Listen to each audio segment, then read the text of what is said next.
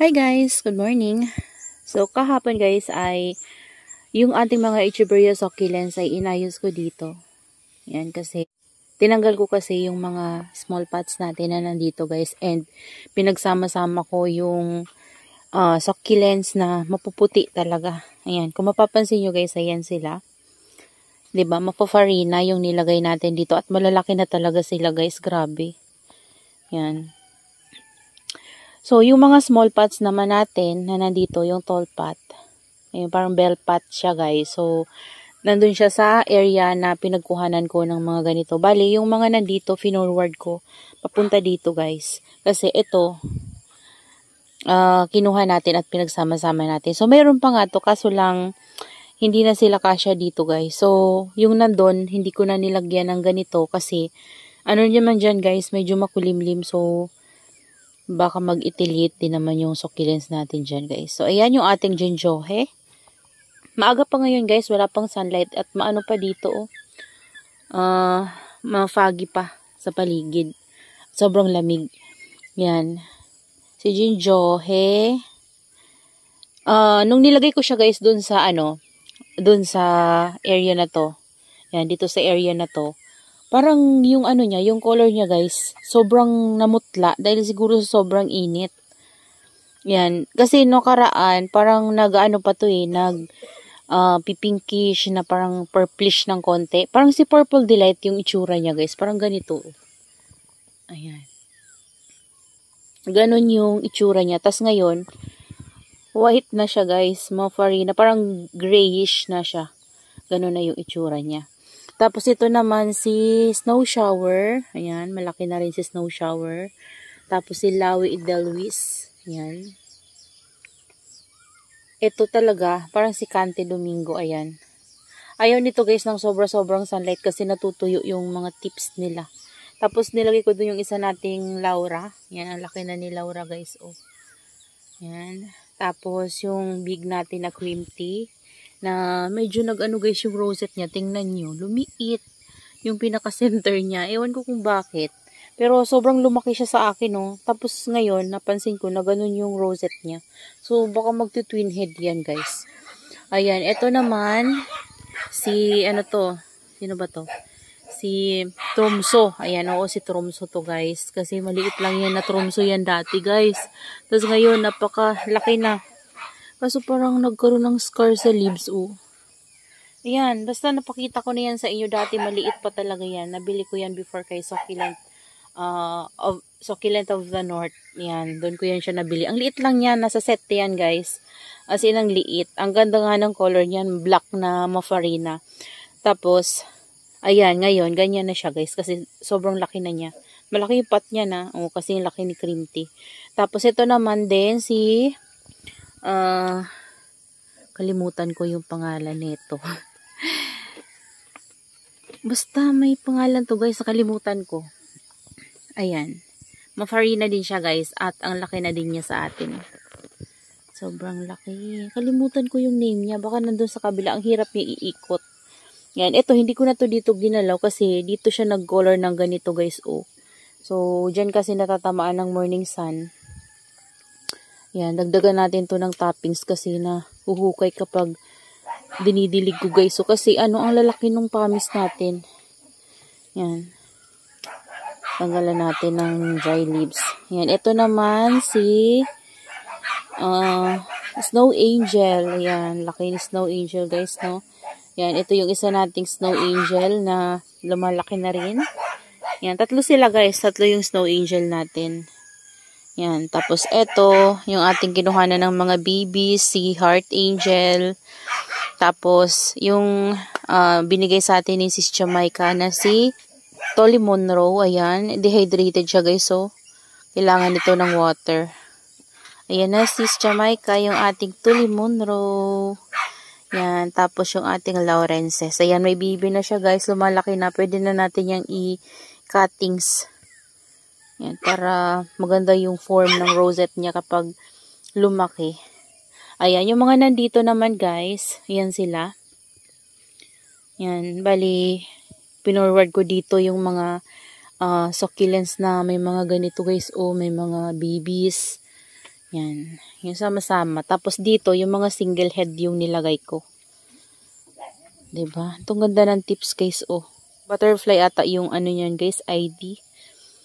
Ayan. So, ito yung dati ko pa na, ano bang name nito? Nakalimutan ko.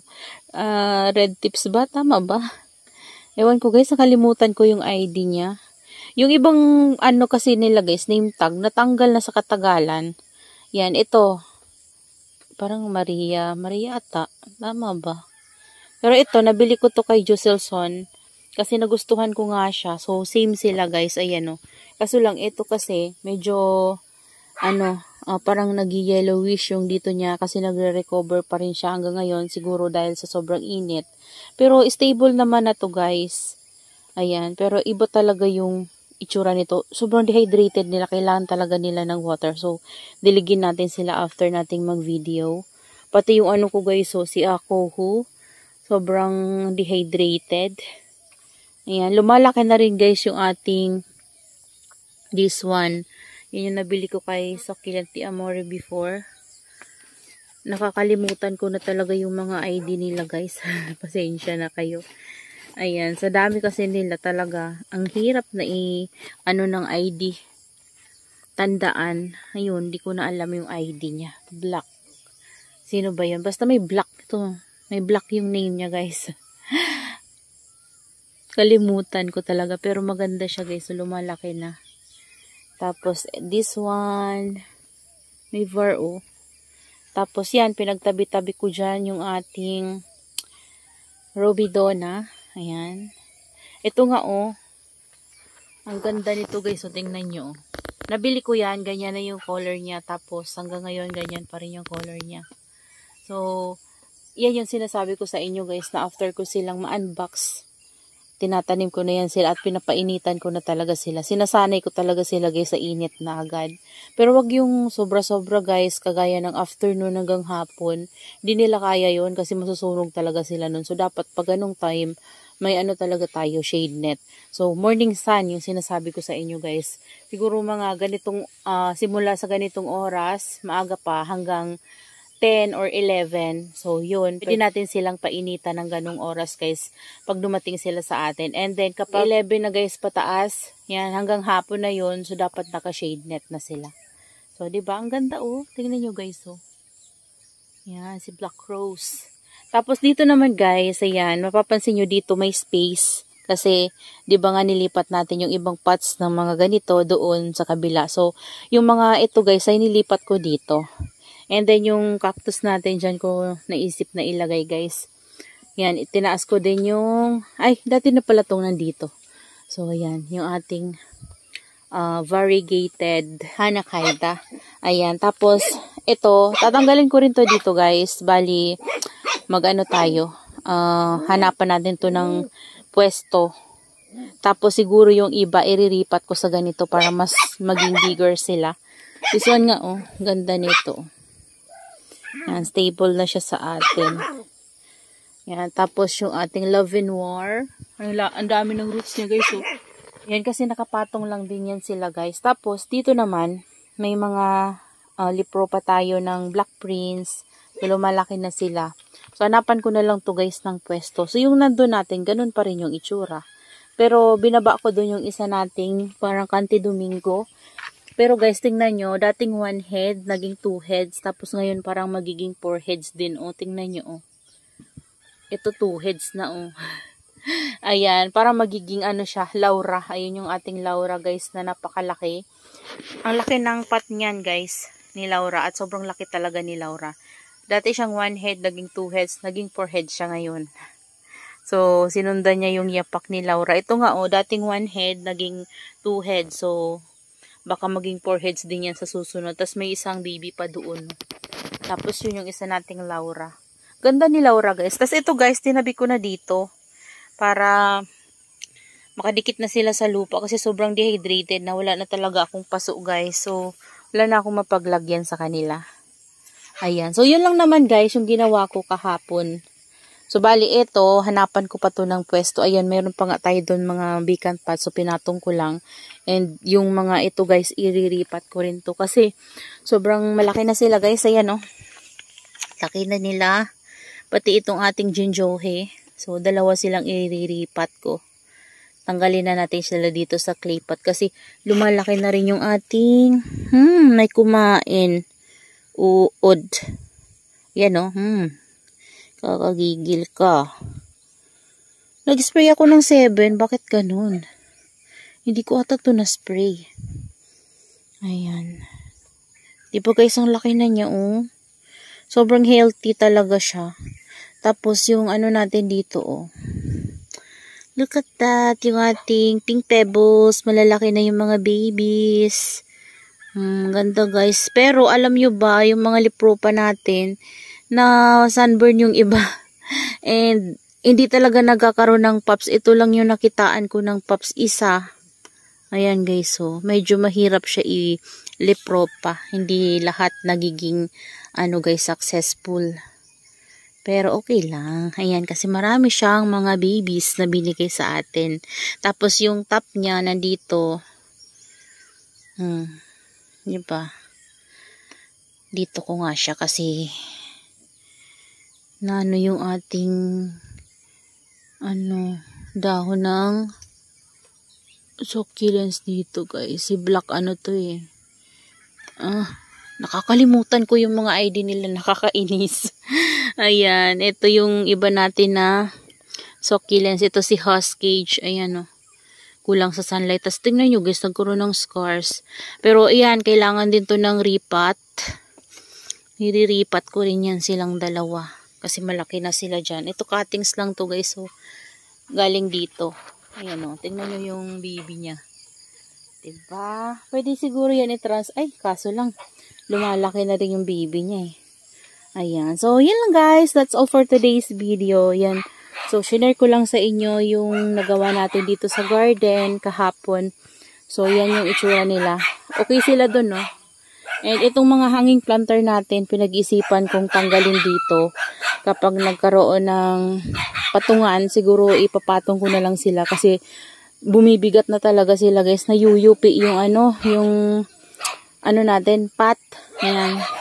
Parang nayuyupi. O, ayan sa bigat guys. O. Tapos, di ba gamit natin garden soil.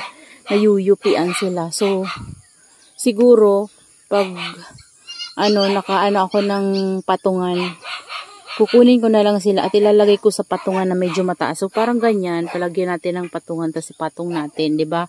So, ganun yung naisip ko para hindi mayupi yung kanilang, guys, pots. So, sayang naman, kawawa naman din yung, natin, succulents natin. Kasi baka biglang mabasag yung patas, bumagsak, di ba? Ayan, so yan yung itsura nila ngayon, guys. Hindi pa kagandahan kasi wala pang laman yung dito na area. Kasi maganda kung same talaga yung mga pots nila, uniform, pero magkakaroon din tayo ng pots dito na ganito guys. Bibili ako kapag nagka-budget. Kasi kailangan nating mag-repat. Ayan. Yung ating Crispate Beauty and guys, Thriller Pearl. Ayan. Ito din lumalaki na si Black Madi ba? Ayan. Sana maminting ko yung kulubot-kulubot ng niya. Ito medyo nasira yung farina. Pag-spray ko ng 7 kahapon. Yung farina niya. Yan. So, yan lang guys. That's all for today's video. Yan, I hope you enjoy watching and see you on my next vlog. Happy gardening everyone. Shoutout po pala kay Ma'am Mary Jane Ramos, Sergios. Yan, mega love. Shoutout Mama Donna TV. Sis Jamaica of Succulent Please. Hi sis. Sis Babylin Nazarita. Hi Sis Babylin and Fix and Review and Sir Ernest Tugutlay. Ayan, mega love shoutout po sa inyong lahat. At sa lahat ng ating mga viewers na laging nanonood, Ma'am Susan Pavle, yan, maraming salamat po sa panonood at laging pag-abang sa ating mga video. Yan, sa lahat ng hindi ko na shoutout, yan, shoutout po sa inyong lahat. Hindi ko na po kayo maisa-isa. Maraming salamat po. So that's all for today. Bye!